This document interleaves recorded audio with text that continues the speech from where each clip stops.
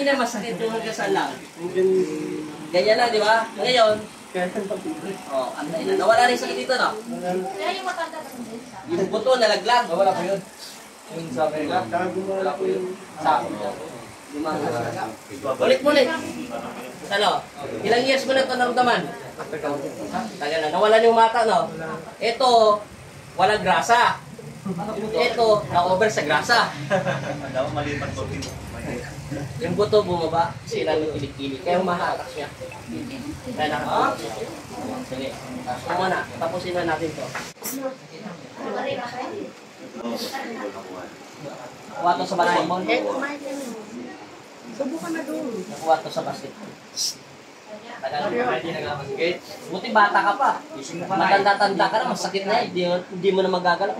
Basketball pa more. Pwede naman magbas, di ba? Siyempre hindi may iwasang pumasok sa loob. Kambal pa naman niya. Magpanggaan. Kambal pa naman siya.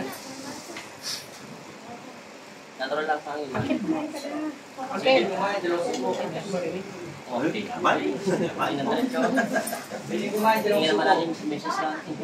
Subukan na doon. Kumain na kayo. Bed.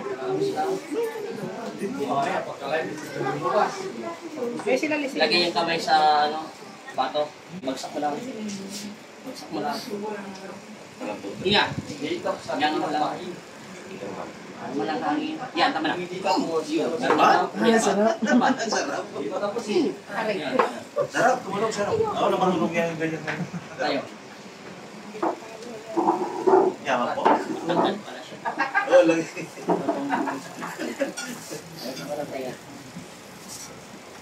Matangkad ka pala.